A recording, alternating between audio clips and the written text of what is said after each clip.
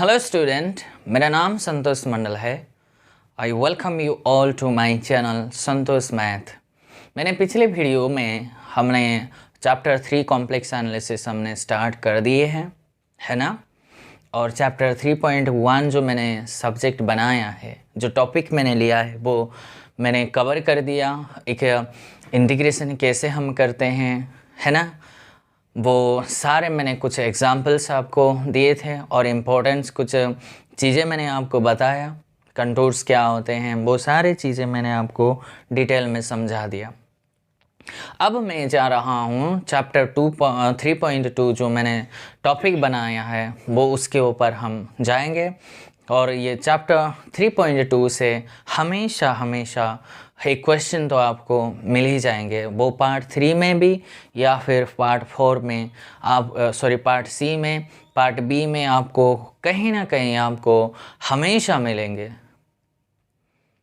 ठीक है, तो इसको अच्छे से सीखना है और आपको अच्छे से उस चीज़ों को पकड़ना है। अगर आपने मेरे पिछले वीडियोस अगर नहीं देखे हैं, वो आपको ज़रूर देखना है, क्योंकि कंटूर्स मैंने कैसे डिफ़ाइन करते हैं, कुछ कंस्ट्रक्शन मैंने किया था, तो वहाँ से आपको चीज़ें क्लियर हो जाएंगे। ठीक है, तो चलिए हम शुरू करते हैं। चैप्टर का नाम ही मैंने ले लिया है, चैप्टर 3.2 में ले लूँगा। चैप्टर का नाम है, बस थ्योरम ही है। आज हम कुछ 2-3 थ्योरम में दे दूँगा, कुछ रिजल्ट्स में दे दूँगा, और हमारा प्रॉब्लम्स हम काम करेंगे कैसे उस थ्योरम का यूज हम करते हैं। ठीक है ना। तो पहले रिजल्ट बोलो या फिर थ्योरम बोलो, वो आप कैसे अपने नोट्स में आप लिखते हैं वो तो मुझे नहीं पता। फ़िलहाल मैं तो 1 ऐसे रिजल्ट्स के तौर पे मैं लेता हूँ, आप उसको लिख लेना। ठीक है, तो पहली थ्योरम है कॉशीस। स्पेलिंग क्या होता है? कॉची नहीं लिखना है, ठीक है, CAU, कॉशीस थ्योरम।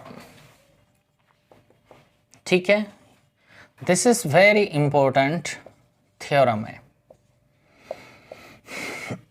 ठीक है, मैं कॉशीस के बाद मैं डिफॉर्मेशन थ्योरम दे दूंगा, और उसके बाद कुछ कॉशीस का इंटीग्रल फार्मूला मैं आपको दे दूंगा, और हम अपना काम कर लेंगे। ठीक है बच्चों, चलो कॉशीस थ्योरम के लिए देख भैया, ये स्टेटमेंट तो मैं 3 वर्जन से मैं आपको बोल दूंगा, क्योंकि स्टेटमेंट कुछ चीज़ें हमको अगर स्टेटमेंट दिया होगा, किस टाइप के स्टेटमेंट आएंगे वो तो मुझे या फिर आपको किसी को भी नहीं पता है।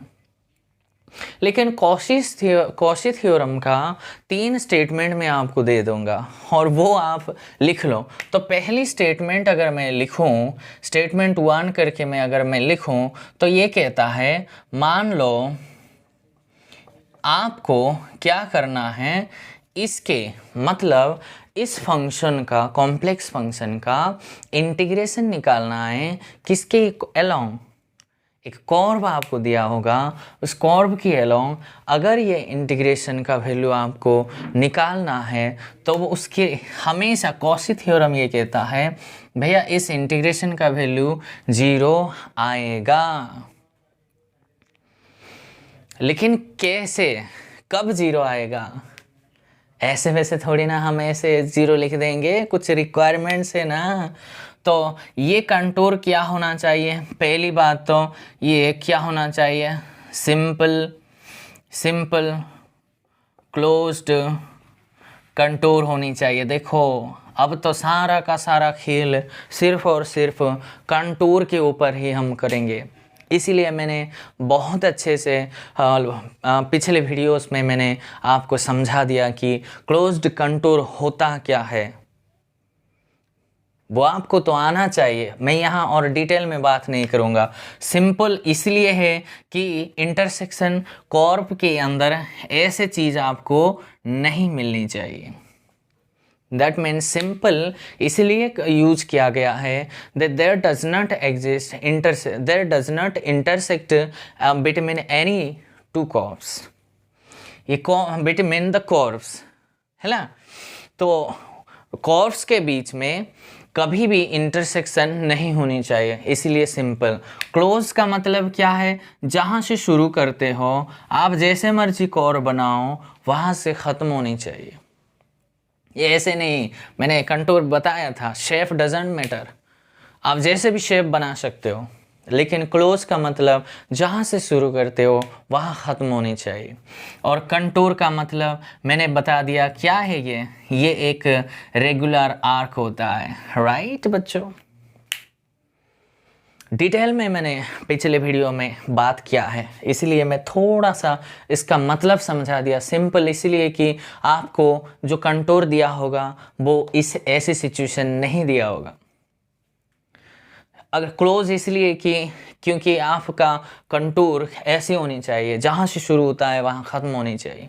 और कंटूर का मतलब है रेगुलर आंख से क्रिएट होता है, ठीक है। तो पहली रिक्वायरमेंट्स क्या होनी चाहिए, पहली स्टेटमेंट है मैंने बताया, ठीक है। ये आप अगर स्टेटमेंट 1 तो लिखोगे तो बढ़िया है, 3 स्टेटमेंट मैं आपको समझा दूंगा। और एग्ज़ाम में कई बार स्टेटमेंट अगर आपको अच्छे से समझ नहीं आएंगे तो एक क्वेश्चन दिया होगा, उसके अकॉर्डिंग आप सॉल्व कैसे करेंगे, ठीक है।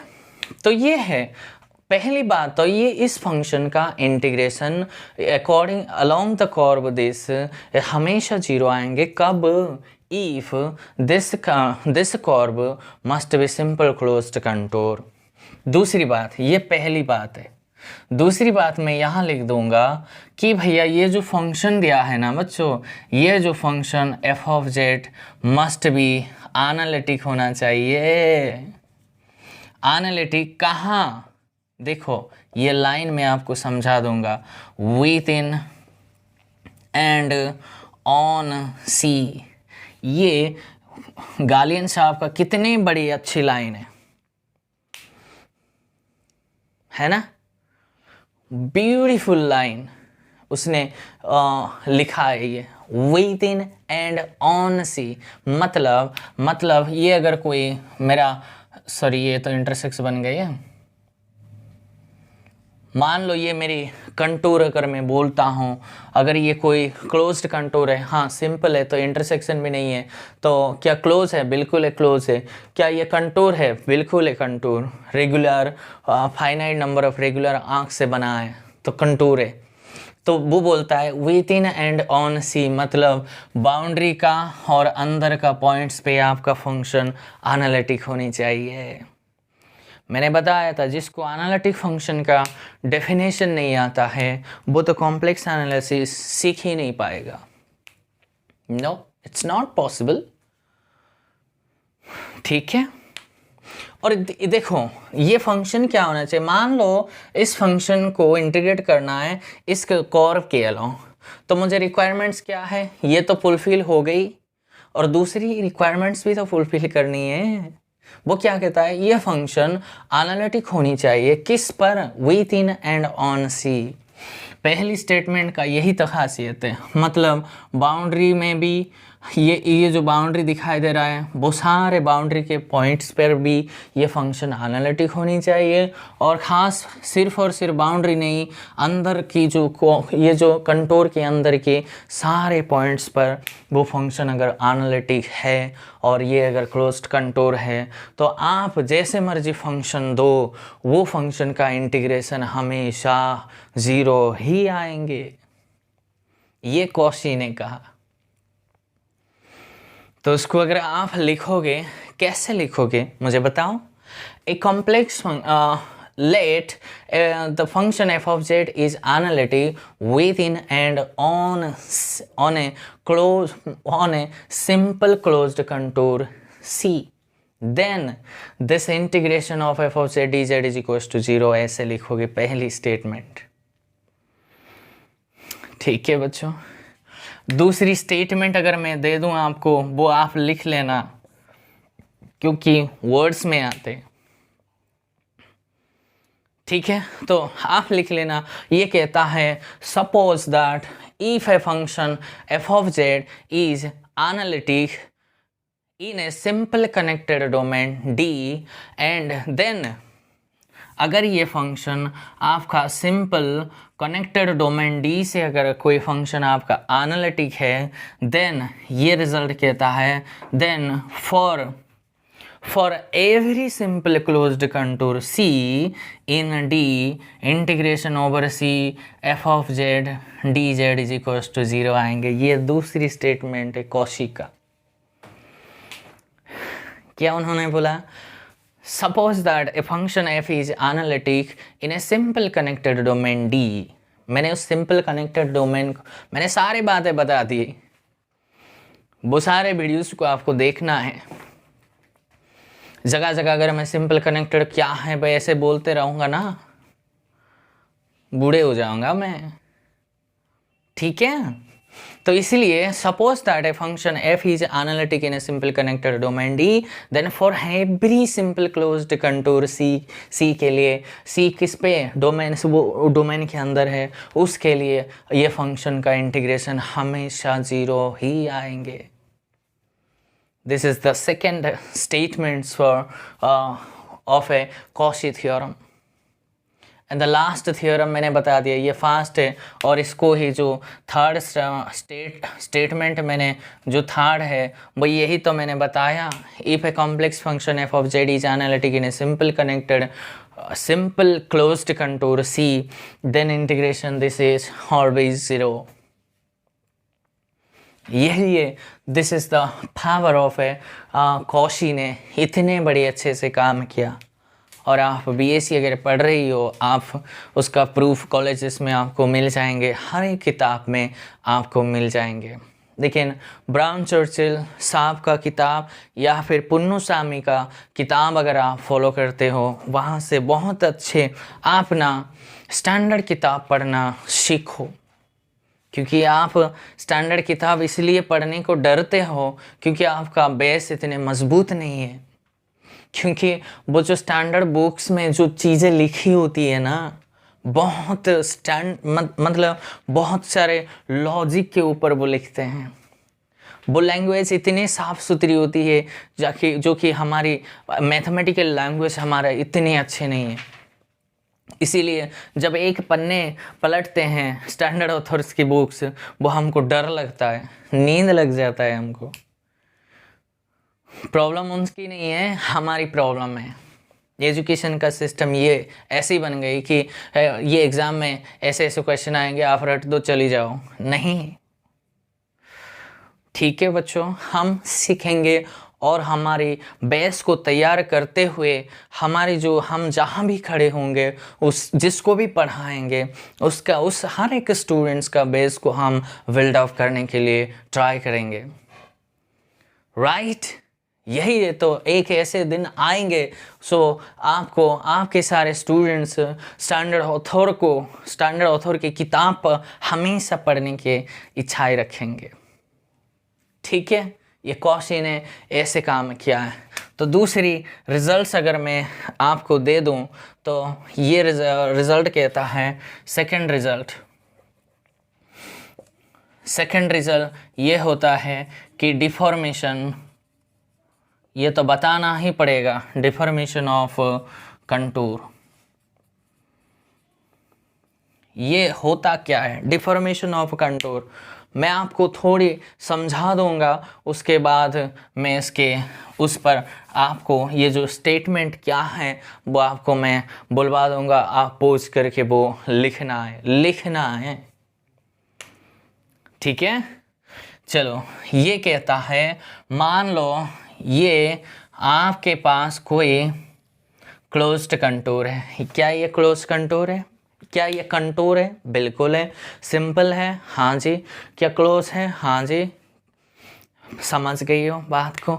ये मान लो C है, उसके अंदर अगर मेरा एक ऐसे कंटूर C1 है, इसको मैंने और दूसरी कंटूर को मैंने C2 ले लिया, और यहाँ भी एक कंटूर अगर C3 है।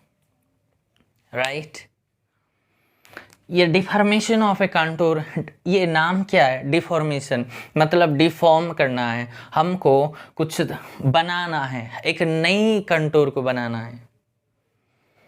तो मैं समझा दूंगा और स्टेटमेंट एक झटके में लिखवा दूंगा, आपको समझ में आ जाएंगे। ठीक है बच्चों, तो ये क्या कहता है, मान लो तो उसके लिए डिफॉर्मेशन ये कहता है, तो भैया इस फंक्शन का अगर आपको इंटीग्रेशन करना है along the curve C, then आप कुछ नहीं करना है, आप C1 के अलोंग इस फंक्शन को प्लस C2 के अलोंग इस फंक्शन को प्लस C3 के अलोंग इस फंक्शन को इंटीग्रेट कर दो। आपके पास तीन कंटूर है, कंटूर के अंदर एक कंटूर है, उसके ऊपर आपको अगर इस बड़े कंटूर पे आपको अगर फंक्शन का इंटीग्रेशन निकालना है ना, वो ये डिफॉर्मेशन ऑफ कंटूर ये कहता है भैया इस पर आप एक बार फंक्शन का इंटीग्रेशन निकालो और दूसरी बार इसके अलोंग आप निकालो, इसके अलोंग तीसरी बार निकालो और उनको सारे को जोड़ दो,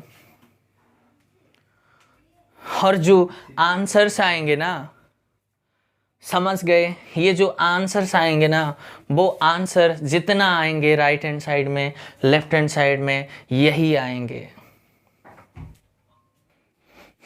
ठीक है, समझ गए हो बच्चों? तो यही होता है डिफॉर्मेशन ऑफ अ कंटूर। जितने भी कंटूर्स आपके पास हैं फाइनाइट तो होंगे, वो सारे कंटूर्स के एक एक कंटूर्स में आपको निकालना है, वो भी क्या होनी चाहिए, ये फंक्शन सेम ही है जैसे कॉची ने काम किया, वो क्या होनी चाहिए। देखो ये मैं समझाता हूँ। पहली बात तो ये पहली बात मैंने लिख दिया ना, पहली बात मैं यहाँ लिख दूंगा और ये दूसरी बात मैं यहाँ लिखवा दूंगा।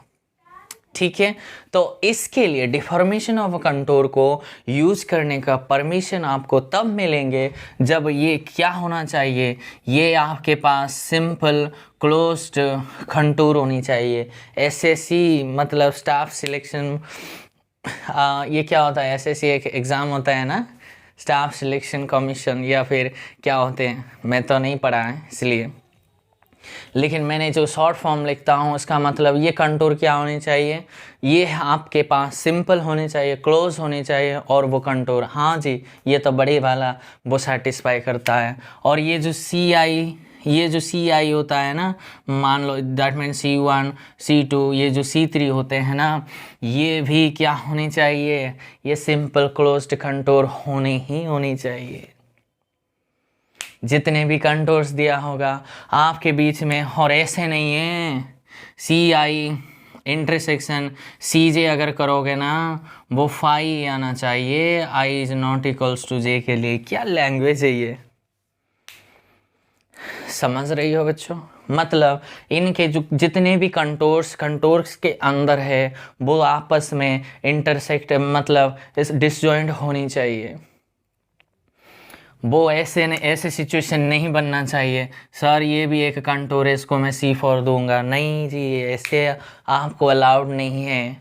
आपका मैंने क्या लिखा है, ये डिसजॉइंट होनी चाहिए, हर एक कंटूर्स डिसजॉइंट होनी चाहिए, समझ रही हो?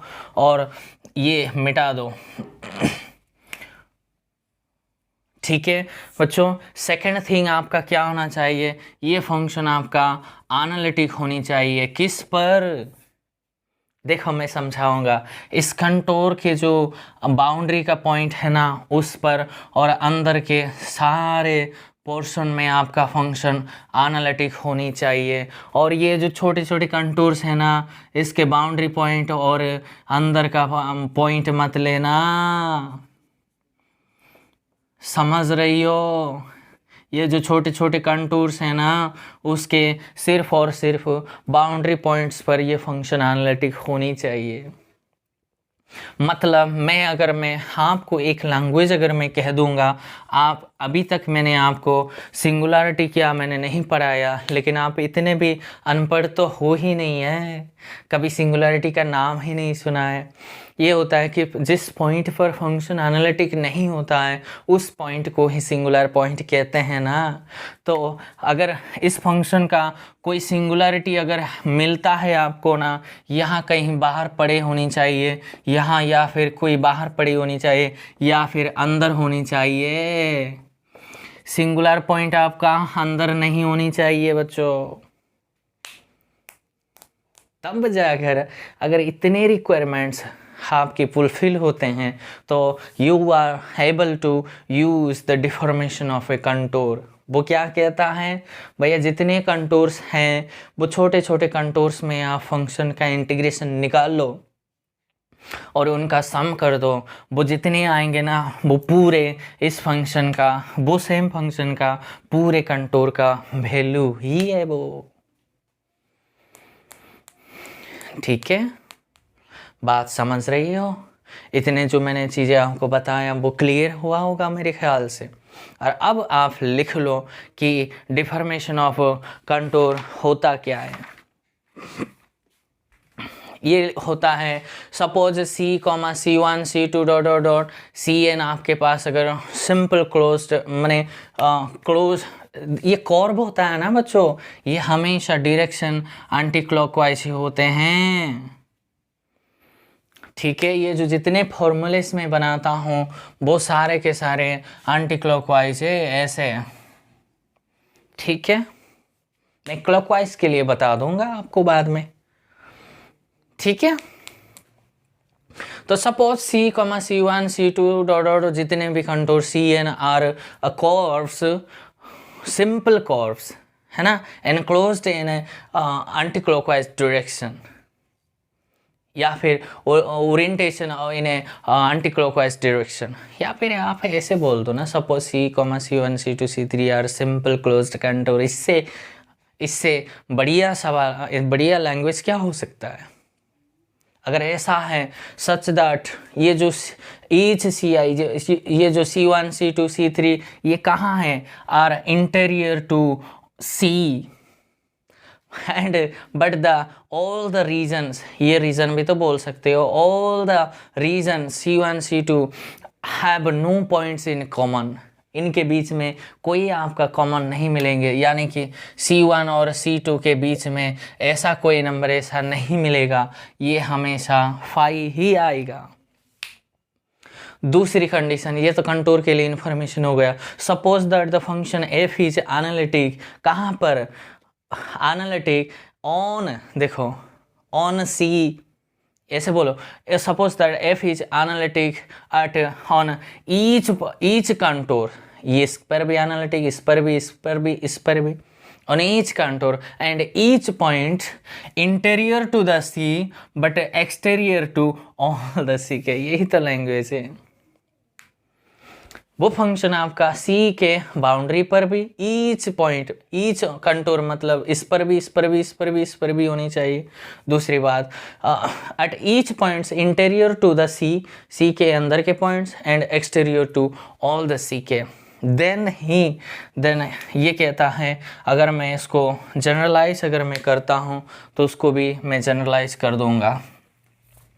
तो ये जनरलाइज बनेंगे कि भैया सम कर दो, कैसे लिखे 1 to n तक, किसको, f ऑफ z को अलोंग किस पर, इंटीग्रेशन यही करना है ना, इंटीग्रेशन आपको लेना है, राइट। ये समेशन तो गड़बड़ी लिखा दिया, ऑल द C के, राइट। हाँ, यही तो कि आपका 1 to n बनेंगे dz।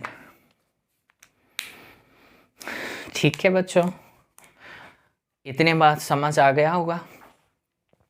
इस मैंने जो थ्योरम दिया है उस थ्योरम का यूज करके मैं 4-5 क्वेश्चन आपके सामने में करवा दूंगा, चीज़ें आपको अच्छे लगेंगे। ठीक है, और नेक्स्ट क्लास में हमारे काम अच्छे से और करेंगे। ओके, चलो देखो बच्चों, मैं एक्सरसाइज 3.2 हम करेंगे।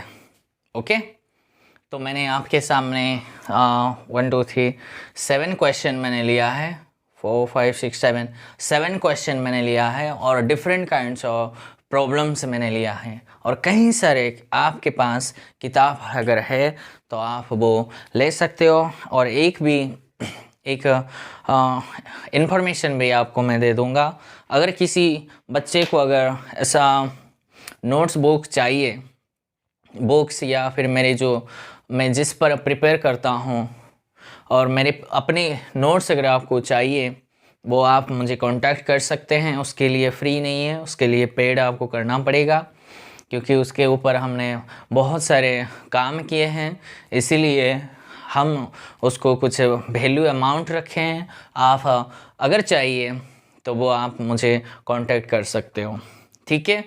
तो लेकिन मेरी जो जितने अगर मैं क्वेश्चन करवाता हूँ और आपके पास अगर किताब है तो वो सारे क्वेश्चंस भी आपको करने में सपोर्ट मिलेंगे। ऐसे ही क्वेश्चन बनते हैं, और कैसे बनेंगे। मैंने एक रिज़ल्ट मैंने थर्ड लिखवाऊंगा। मैंने आपको बताया अगर कोई फंक्शन वेरी इम्पोर्टेंस भी मैंने कहा था, है ना। ये जो है ना, अगर nth पावर करूँगा इसकी वैल्यू ये भैया हमेशा 2 पाई आएंगे। कब? जब n आपका 1 हो, और 0 हमेशा आएंगे, और n आपका इक्वल टू 1 नहीं है। मैंने बता दिया और इसके सल्यूशन भी मैंने करवा दिया। तो ये कहता है, ये रिज़ल्ट कहता है अकॉर्डिंग LC, अगर ये कोई सिंपल है, सिंपल होने की कोई ज़रूरत नहीं है बच्चों, यहाँ सिंपल इंटरसेक्ट अगर है तब भी चलेगा, समझ रही हो। ये सिर्फ होनी चाहिए क्लोज्ड कंटूर होनी चाहिए, समझ गई हो, और क्लोज्ड कंटूर होनी चाहिए। दूसरी बात, ये जो वैल्यू आएंगे ना, वो वैल्यू ये आएंगे। अगर भैया मैंने एक इसको अगर मैं लिखवा दिया तो एक बार के लिए मैं इसको मिटा दूंगा, ठीक है। तो ये रिजल्ट बनाया। अगर ये कोई क्लोज्ड कंटूर, मैंने सिंपल अभी तक नहीं बनाया, मतलब ये भी अलाउड है, ऐसे इंटरसेक्ट भी अलाउड है यहाँ, ठीक है। तो ये इसके लिए रिजल्ट क्या कहता है, अगर ऐसा है ना, तो मान लो कि ईफ में शुरू करता हूँ। पहली बात, ये जो Z0 अंदर आपको दिखाई दे रहा है, वो अगर इस कंटूर का इंटीरियर पॉइंट अगर है, ये अगर पहले एक्सटीरियर के लिए काम कर लेते हैं, अगर ये एक्सटीरियर पॉइंट है, मतलब मान लो ये एक कोई क्लोज्ड कंटूर है, समझ रही हो। तो अगर ये Z0 आपका कहीं यहाँ कहीं बाहर पड़ा है ना, तो हमेशा इसकी वैल्यू है ना, ये जो इंटीग्रेशन का वैल्यू देन में आएंगे ओवर C dz। अगर करोगे Z minus Z0 to the power, आप कुछ भी पावर कर लो, ये नहीं वो 1 हो 2 हो 3 हो, कुछ भी पावर कर लो, वो हमेशा 0 ही आएंगे। और क्यों आएंगे मैंने आपको बता दिया था, समझ गए हो। देखो Z0 मेरा पॉइंट अगर यहाँ कहीं है या फिर यहाँ कहीं है, यहाँ कोई भी बाहर का पॉइंट है लेकिन अंदर नहीं है। और दूसरी बात, ये ईफ में आया है तो ये क्लोज्ड कंटूर होनी चाहिए। तो दूसरी बात, अगर Z0 आपका इंटीरियर पॉइंट अगर है ना बच्चों, मतलब आपका Z0 अगर अब की बार आपको अंदर का पॉइंट अगर है यहाँ, या फिर कहीं पर भी आपको अगर ये जो Z0 आपको दिखाई देंगे ना, सिर्फ आपका जजमेंट इस पर होनी चाहिए। ये देखो ये कंटूर के अंदर है या बाहर है, अगर बाहर है तो इसका कुछ भी पावर कर लो हमेशा 0 आएंगे। यहाँ लिख भी दो फॉर ऑल n, और फॉर ऑल n का मतलब ये n आपका नेचुरल नंबर है, ठीक है बच्चों। तो यहाँ से अगर ये इंटीरियर पॉइंट है तो इस फंक्शन का जो इंटीग्रेशन आएंगे, देखो मैं अब बच्चे कंफ्यूज कहाँ होते हैं मैं वो आपको सिखा दूंगा। ये 2 पाई आइटा हमेशा आएंगे जब n की वैल्यू आपका 1 है, और ये भी 0 आएंगे जब n का वैल्यू 1 नहीं है। यहाँ सिर्फ 1 नहीं है ऐसा बोलना है। बच्चे गलती क्या कर देते हैं, ऊपर भैया क्या है, ऊपर सिर्फ और सिर्फ dz है। यहाँ अगर कोई आपके पास एफ ऑफ जेड आपको अगर कोई फंक्शन दिया होगा उसके बारे में ये अलाउड नहीं है। ये थर्ड रिजल्ट इसीलिए है कि भैया इंटीग्रेशन ओवर अगर आप सी कर रही हो dz/, यही है सिर्फ। और मैथमेटिक्स में जितना लिखा होता है ना सिर्फ उसी का मतलब ही है, एक्स्ट्रा आपको ऐड नहीं कर सकते या ओमिट कर नहीं सकते, है ना। तो ये था रिजल्ट, वेरी इंपॉर्टेंट, मैंने बताया भी था। लेकिन यहाँ जब उस पर हमने तो सिर्फ एक क्या दिया था, एक सर्कल दिया हुआ था, लेकिन अब क्लोज मैंने कंटूर दिया होगा आपके पास, और कंटूर के लिए मैंने जजमेंट दे दिया। अगर सिर्फ और सिर्फ आपका मोटिव सिर्फ z0 पे होनी चाहिए, ये जो z0 अगर कंटूर के अंदर है तो उसका वैल्यू 2π हमेशा आएंगे जब n आपका 1 है, मतलब इसका लीनियर पावर होनी चाहिए। और 0 तब भी आएंगे जब n के अलावा और 1 के अलावा अगर कोई भी है, यानी 2 पावर 3 पावर 5 पावर अगर करोगे इस फंक्शन का इंटीग्रेशन अलोंग द कर्व, हमेशा आपके पास 0 आएंगे। लेकिन अगर z0 आपका बाहर का पॉइंट है, यहाँ कहीं है, यहाँ कहीं है, तो उस फंक्शन का इंटीग्रेशन हमेशा 0 आएंगे फॉर ऑल n।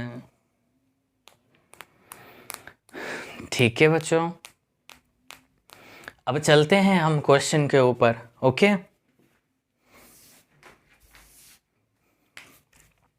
सॉल्यूशन पे चलते हैं बच्चों। पहली क्वेश्चन का सॉल्यूशन मैं लूँगा इसका, समझ रही हो। मुझे बताओ एफ ऑफ जेड क्या है। एफ ऑफ जेड ये भैया ZQ -1 + 3 आयटा, और कंटूर क्या है, इसका मतलब क्या है भैया, ओरिजिन को सेंटर मानकर 1 रेडियस का एक सर्कल बना दो। ऐसे मैंने बना दिया, देखो। अगर ये शक्ल थोड़ा ठीक नहीं हुआ, सॉरी, मेरा ड्राइंग इतने अच्छे नहीं होते हैं इसलिए, लेकिन मैं थोड़ा अच्छे से इसको बनाने का कोशिश तो कर सकते हैं। ये 1 रेडियस का 0 अंदर है, ये कंटूर है, समझ रही हो। तो वो मैं इसके ऊपर कॉशी थ्योरम लगाना चाहता हूँ। आप बोलेंगे, मैं आपको बाद में बता दूंगा कि वो कहता है भैया इंटीग्रेशन अलोंग इस पर करना है ZQ -1 + 3 आयटा इंटू dz का आंसर क्या आएंगे। देखो पहले कॉशी के लिए मुझे रिक्वायरमेंट्स क्या है, ये क्या होनी चाहिए, सिंपल क्लोज्ड कंटूर होनी चाहिए। इससे ज़्यादा सिंपल और क्या हो सकता है संसार में, इससे अच्छा सिंपल क्लोज्ड कंटूर है ही नहीं है।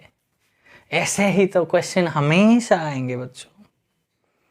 एक कंटूर दिया होगा, इसके कंटूर के ऊपर फंक्शन का जजमेंट आपको होनी चाहिए। हाँ, पहली रिक्वायरमेंट सेटिस्फाई। दूसरी क्या बोलता है, ये फंक्शन इसके मतलब इस बाउंड्री पे और अंदर के सारे पॉइंट्स पे फंक्शन एनालिटिक है क्या।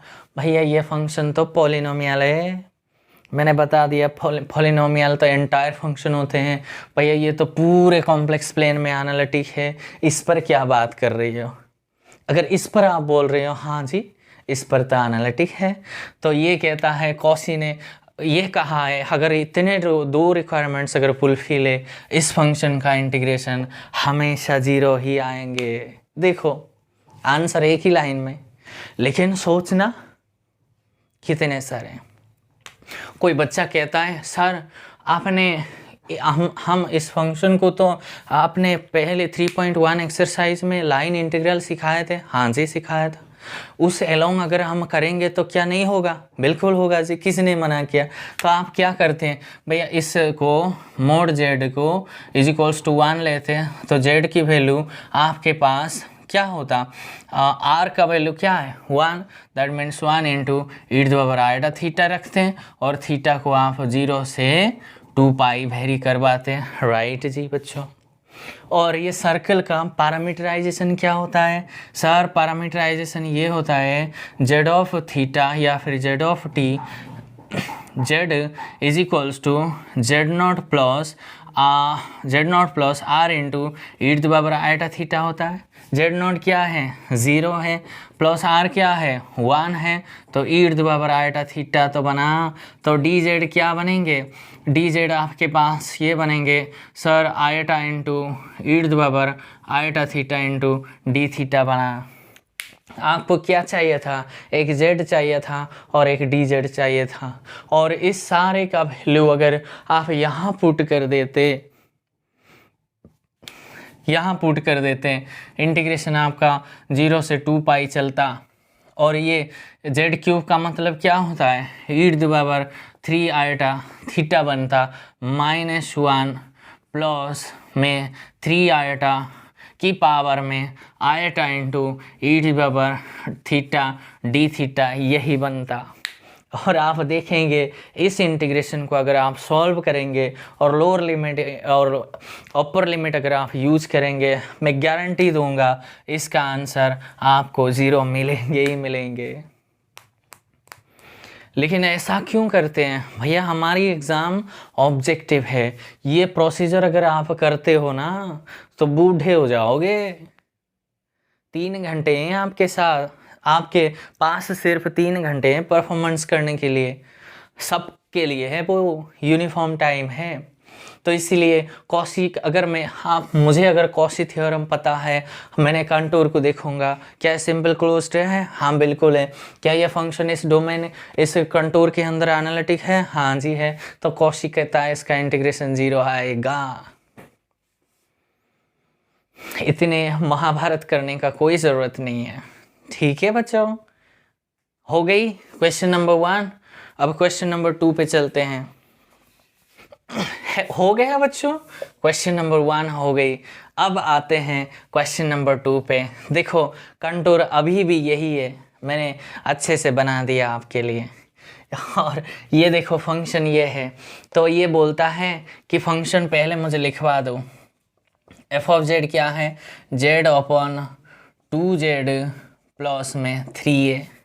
देखो रिजल्ट कहता क्या है भैया, ये जो फंक्शन है ना इस डोमेन पे एनालिटिक होनी चाहिए। हाँ जी, एक बात यहाँ डिनोमिनेटर है, तो डिनोमिनेटर को 2z प्लस 3 को मैं अगर 0 लेके चलता हूँ तो क्या ये बनेगा, z इज इक्वल्स टू -3/2 बनेंगे। और 3/2 क्या होता है बच्चों, -1.5 होता है।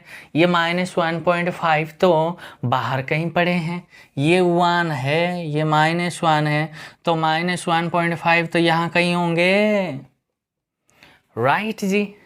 माने ये कहता है ये फंक्शंस अगर एनालिटिक किस पॉइंट पे नहीं है, इस पॉइंट पे नहीं है, मुझे इससे क्या लेना देना है भैया, मुझे तो सिर्फ इस बाउंड्री के अंदर या फिर बाउंड्री में या फिर कंटूर के अंदर के सारे पॉइंट्स पे फंक्शन आपका एनालिटिक होनी चाहिए। हाँ जी है, तो ये कहता है, कॉशी ने ये कहा कि भैया इसका इंटीग्रेशन हमेशा 0 ही आएंगे।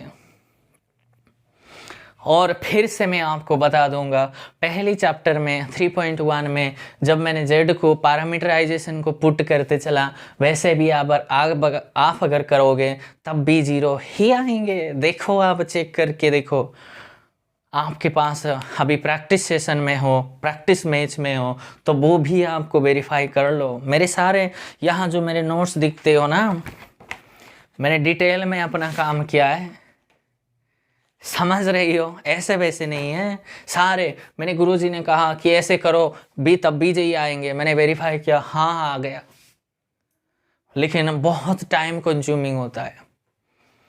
लेकिन मैं प्रैक्टिस सेशन में जब था तब मैंने सारे क्वेश्चंस को ऐसे ही करा। एक क्वेश्चन किताब का ऐसा नहीं है जो मेरे पास है वो जो मैंने सॉल्व नहीं किया, हर एक सॉल्यूशंस मेरे पास है, समझ गई हो, वो भी लॉजिकली। ठीक है, तो थर्ड क्वेश्चन पे आपको मैं लेके जाऊंगा। थर्ड क्वेश्चन अभी भी कंटूर यही है, कंटूर तो चेंज नहीं है। तो ये कहता है भैया सिर्फ मुझे ये चेक करना है किस पॉइंट पे ये प्रॉब्लम है, प्रॉब्लम पार्ट चेक करना है ना, तो प्रॉब्लम पार्ट को 0 लेके चलो भैया, z² plus 2z plus 2 is equals to 0, इसको फैक्टर करना आता है। ये इसको फैक्टर अगर करूँ मैं जेड स्क्वायर, इसको कैसे मैं करूँ बच्चों? इसका तो फैक्टर मेरे ख्याल से नहीं होता है, उसको मैं ऐसे भी तो कर सकते हैं, z is equals to minus b plus or minus b square, that means 4 minus 4ac, 4ac that means 8 by 2, sorry 2 into 1 2a, right? तो इसको सॉल्व कर लो, -2 प्लस और माइनस ये बचा माइनस का 4 बाई 2, ये क्या बनेंगे -2 प्लस और माइनस ये क्या आएंगे 2 आयटा बाई 2। 2 को अगर मैं कॉमन में ले जाऊं तो ये क्या बन जाएगी, अगर मैं 2 को कॉमन लेता हूं तो ये बना -1 plus or minus eta by 2, और 2 से 2 कैंसिल हो गई। देखो ये इसके फैक्टर बन गई। इसका फैक्टर क्या है, एक होता है Z minus eta plus eta, और दूसरी होता है जेड माइनस 1 माइनस आयटा। मुझे बताओ इसकी वैल्यू कहाँ है? ये अगर मैं उसको जेड की फॉर्म में लिखूँ, जेड माइनस ये 1 है, ये 1 है, ठीक है। जेड माइनस 1 माइनस आयटा ये बना, ये एक फैक्टर है। दूसरे फैक्टर जेड माइनस अगर कॉमन में ले जाऊं 1 प्लस आयटा बन जाएंगे। मुझे बताओ कंटूर्स के अंदर 1 प्लस आयटा कहाँ है? 1 प्लस आयटा तो भैया यहाँ कहीं होंगे, ये 1 में यह यहाँ कहीं होंगे बाउंड्री पे, राइट। 1 माइनस आयटा किसका पॉइंट है? ये x का है, ये नेगेटिव है, दैट मीन्स यहाँ कहीं होंगे ना बच्चों, यहाँ कहीं होंगे, राइट। ये 1 प्लस आयटा है, ये 1 माइनस आयटा है। देखो ये तो बाउंड्री का पॉइंट है, राइट। इसका थोड़ा मैं क्वेश्चन देख लो, क्या ये गलत तो नहीं है? कौन से क्वेश्चन है वो?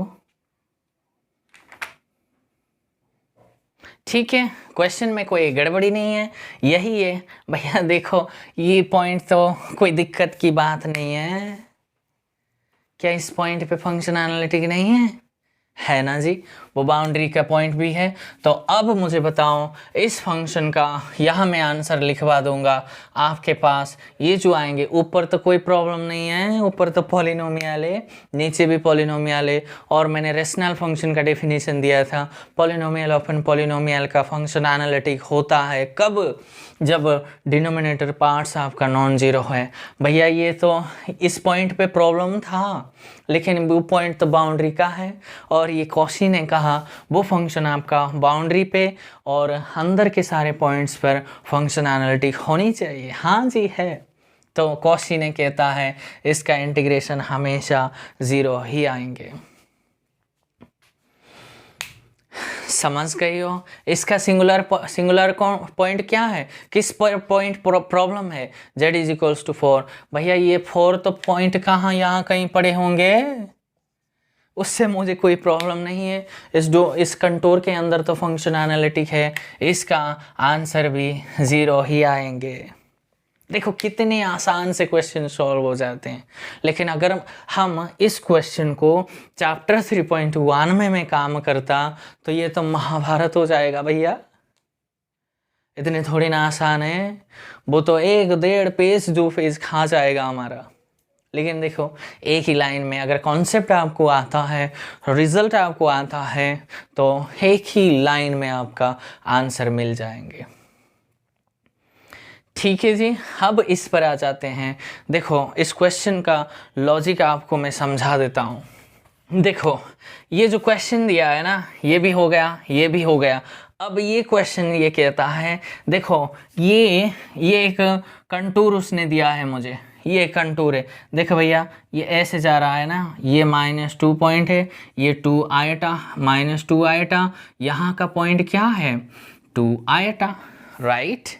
ये ओरिजिन है। देखो ये एंटी क्लॉकवाइज से जा रहे हैं। हाँ शेप डजंट मैटर मैंने कहा था, कंटूर के लिए सेफ मैटर नहीं करता, वो कैसी मर्जी आप बनाओ। क्या ये सिंपल है? हाँ जी। इंटरसेक्ट कहाँ करते हैं?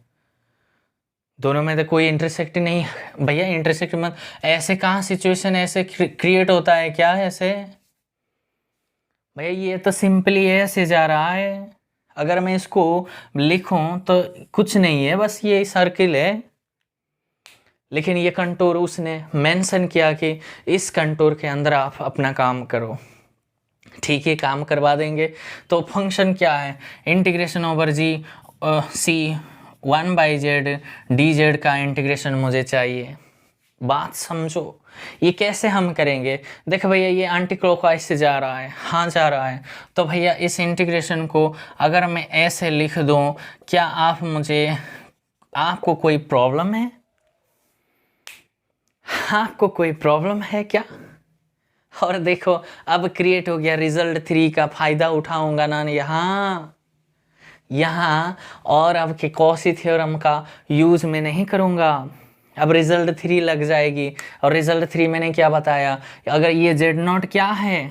z0 मेरे पास 0 है। और ये 0 कंटूर के अंदर है क्या? हाँ जी है। यहाँ ये 0 अंदर का पॉइंट है। That mean z0 interior of a contour C. Then ये रिजल्ट कहता है इंटीरियर अगर है तो इसकी पावर कितना है? 1 है। n की वैल्यू कितना है? 1 है। और z का कोफिशिएंट भी कितना है? कोफिशिएंट ऑफ z भी 1 है ना? 1 होनी चाहिए। सब प्रॉपर्टीज को वो सेटिस्फाई करता है। तो इसका आंसर 2 पाई आयटा हमेशा आएंगे। आप अगर चाहते हो सर मैं इस कंटूर को इसके अलोंग अगर मैं कैलकुलेट करूं प्रॉपर तरीके से, आपको पहले इस कंटूर पे काम करना चाहिए और इस पर और इस पर और इस पर। ये तो महाभारत हो जाएंगे, राइट। लेकिन रिजल्ट 3 यहाँ काम कर गया। समझ गई हो? आप बोलेंगे सर आप कभी कभी कॉची थ्योरम, कभी कभी रिजल्ट 3, कभी कभी डिफॉर्मेशन लगाओगे, वो हमको कैसे पता होगा? हमको कैसे क्या भैया? आपको मैंने result 1/z minus z0n dz का फॉर्मेट आपको देखने के बाद तो आपको पता चलेंगे। कॉची थ्योरम तब लगाऊंगा जब फंक्शन मेरा एनालिटिक हो जाए हर एक पॉइंट पे। लेकिन अगर मैं यहाँ लगाने जाऊँ, ये जो z=0 है ना, वो अंदर का पॉइंट है। फंक्शन का सिंगुलरिटी अंदर मिल रहा है। तो मैं तो भैया बहुत प्रॉब्लम में पड़ गया। अब लगा नहीं सकता हूँ। कॉची मुझे परमिशन नहीं देता है। क्यों? क्योंकि वो फंक्शन आपका एनालिटिक बाउंड्री पे या फिर सिंगुलर पॉइंट अगर है वो कंटूर के बाहर होनी चाहिए। लेकिन कंटूर का ये तो पॉइंट है ना, वो तो अंदर का पॉइंट है। तो कॉची हम लगा नहीं पाएंगे। तो मैंने और कुछ सोचा, तो रिजल्ट 3 मेरे पास अवेलेबल है, मैंने लगा दिया। समझ रहे हो बात को? देखो 5th 6th क्वेश्चन पे आ जाओ आप। इसका सिंगुलरिटी कौन है? किस पर पॉइंट प्रॉब्लम है? z0 यहाँ क्या है? 6th के लिए मुझे बताओ z0 क्या है? z0 is equals to sir -1 minus iota होता है, राइट। और ये जो इस कंटूर पे आप काम करते हो भैया, यहाँ कहीं है, यहाँ तो कहीं होगा। सॉरी क्या है? -1 माइनस आयटा। तो यहाँ कहीं होंगे भैया -1 माइनस आयटा। क्या ये अंदर का कंटूर के अंदर है क्या? हाँ जी है। तो z0 तो यहाँ आप लिखवा लो इसका क्वेश्चन का आंसर इंटीग्रेशन ओवर सी 5/z माइनस, उसको तो ऐसे लिखोगे ना, नहीं -1 माइनस आयटा, मैच करोगे ना बच्चों, राइट। और अब ये 5 तो कांस्टेंट था और z इसका पावर कितना है भैया? इसको अगर मैं ऐसे लिखवा दूँ, उसके पावर तो 1 है। तो देखो z0 अंदर का पॉइंट है, n का वैल्यू 1 है, कोफिशिएंट ऑफ z का भी 1 है, तो इसका वैल्यू तो 2 पाई आयटा आएंगे और ये बन के 10 पाई आयटा बन गई। समझ गए हो? ऐसे क्वेश्चन को सॉल्व करते हैं, लेकिन इस 8th क्वेश्चन को मैं प्रॉपरली आपको सॉल्व करवा दूंगा, ठीक है। और आज के लिए बस इतना ही है। तो कॉची थ्योरम और डिफॉर्मेशन और रिजल्ट 3 कैसे और कब हम यूज़ करते हैं और उसका लॉजिक क्या बनते हैं, वो सारे मैंने आपको बहुत अच्छे से बता दिया, ठीक है। और हम चलेंगे नेक्स्ट क्लास में, हमारा जो बहुत इम्पोर्टेंट कॉन्सेप्ट थ्योरी, ये चैप्टर 3 बहुत ही इम्पोर्टेंट है, वो हम सीखेंगे, ठीक है। आज के लिए बस इतना ही है। Thanks for watching my video.